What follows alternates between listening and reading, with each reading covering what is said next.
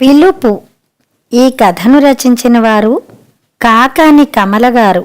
ఈ కథ ఆంధ్రజ్యోతి సచిత్ర వారపత్రికలో 1989లో ప్రచురితమైంది. సమయం మధ్యాహ్నం 12 గంటలు దాటుతోంది. ఏప్రిల్ మాసం. బయట ఎండ ఎర్రగా ఉంది.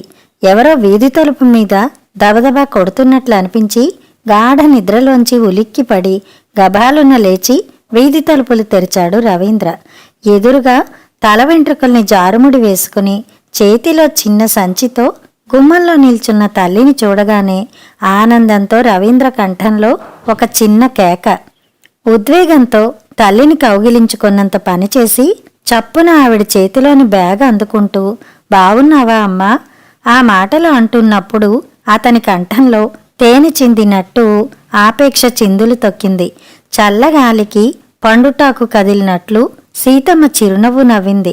ప్రేమగా కొడుకు చెంపలు నిమిరి ముద్దు పెట్టుకుంటూ బావున్నావురా అంది అలసటగా. మంచి ఎండలో రావడంతో ఆవిడ మొగం కొద్దిగా వడలినట్టు అయ్యింది. ముడతలు పడ్డ ఆవిడ నుదుటినుంచి చెమట బిందువులు చుక్క చుక్కగా జారుతున్నాయి. ముగ్గుబుట్టలా పండిన జుత్తు వెచ్చగా వీచే వడగాలికి అటు ఇటు చెదురుతోంది. సీతమ్మ చాలా అభిమానధనురాలు. చిన్న మాట పడాలంటే ఆవిడ ప్రాణం పోయినంతగా విలవిల్లాడిపోతుంది. సీతమ్మ భర్త గతించి 6 సంవత్సరాలయ్యింది.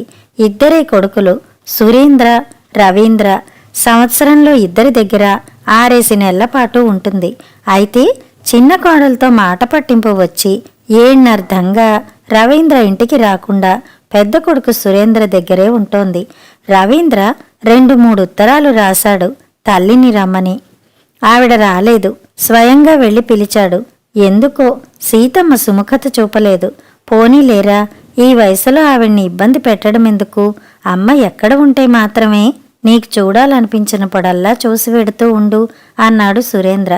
దాంతో తల్లిని గట్టిగా నిర్బంధించలేకపోయాడు రవీంద్ర. ఏవో చిన్న చిన్న కుటుంబ కలహాలు, అత్తా కోడళ్ల తగాదాలు. తల్లి ఇంక తన ఇంటి గుమ్మం తొక్కదనే అనుకున్నాడు రవీంద్ర. అటువంటిది చాలా రోజుల తర్వాత తలవని తలంపుగా తన ఇంటికి వచ్చిన తల్లిని చూస్తుంటే రవీంద్రకి ఆనందంతో నోట మాట రావడం లేదు.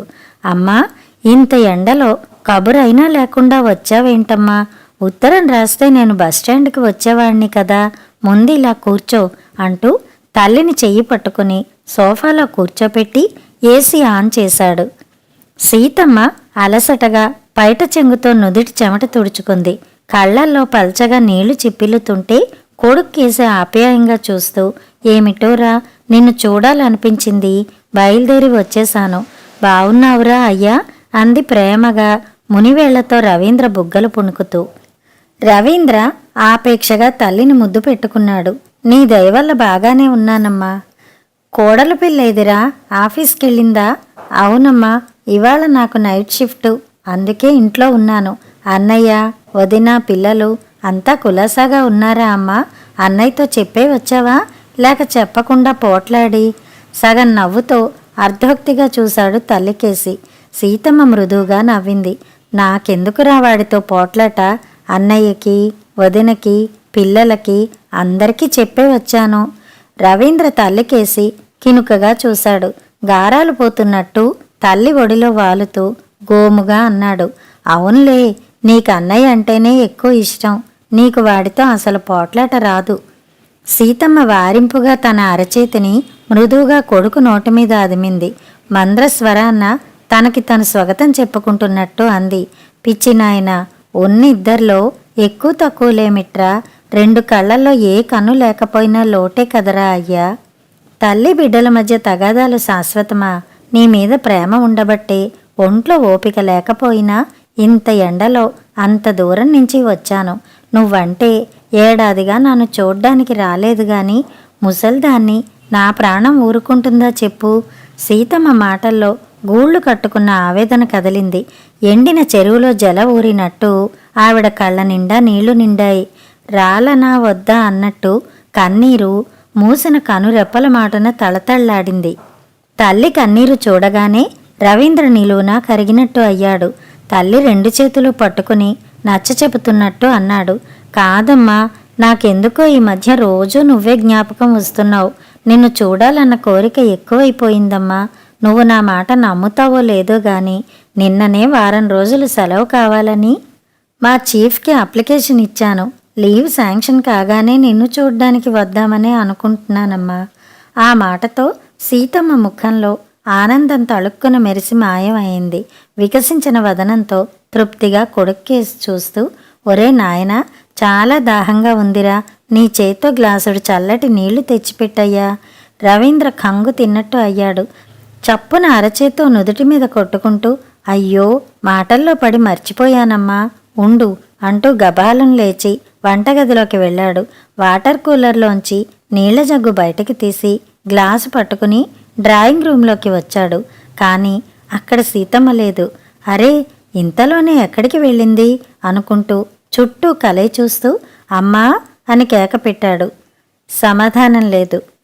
రవీంద్ర కళ్ళు అనుమానంతో ముడుచుకున్నాయి. నీళ్ల జగ్గు గ్లాసు టీపాయ్ మీద పెట్టి టాయిలెట్స్ వైపు వెళ్ళి తొంగి చూశాడు. బాత్రూమ్ తలుపులు తెరిచి ఉన్నాయి. తల్లి అక్కడ కూడా కనిపించలేదు. అరే, ఇంతలోనే అమ్మ ఎక్కడికి వెళ్ళింది అనుకుంటూ అమ్మా అమ్మా అని పిలుపు మీద పిలుపు వేస్తూ ఇల్లంతా కలయి తిరిగాడు. మూల మూలలా వెతుకుతూ తల్లిని పిలిచాడు. అమ్మ అన్న శబ్దంతో ఇల్లంతా మారుమోగింది. కానీ సీతమ్మ జాడలేదు.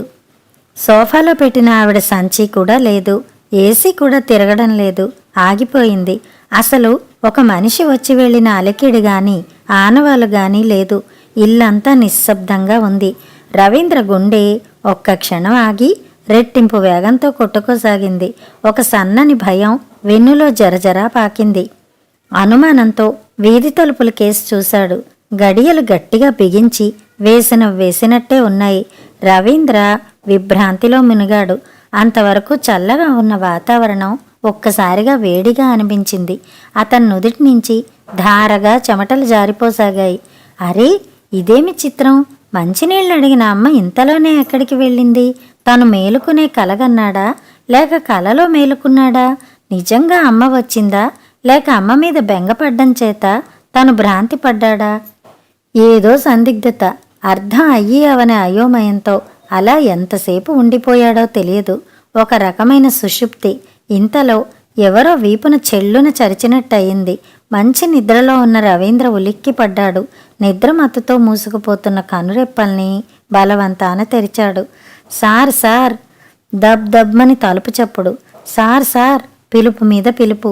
రవీంద్రకి నిద్రమత్తు వదిలి చప్పున ఒంటి మీదకి స్పృహ వచ్చినట్టు అయింది. గడియారం కేసి చూశాడు. మధ్యాహ్నం 1 గంట సూచిస్తోంది.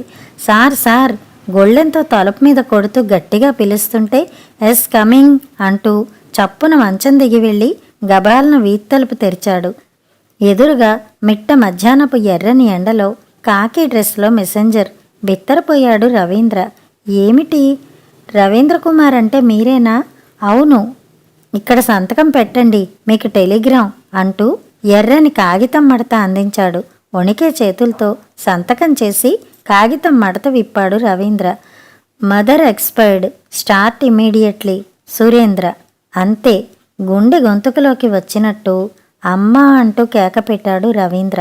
ఒక కొడుకు తల్లిని అమ్మా అంటూ ఎంత ప్రేమగా పిలవగలడో అంత ప్రేమతో 2 అక్షరాల్లో నిండి దిగంతాలకి ప్రతిధ్వనించేలా అమ్మా అమ్మా అంటూ ఆ గదిలో మారుమోగింది. కథ సమాప్తం.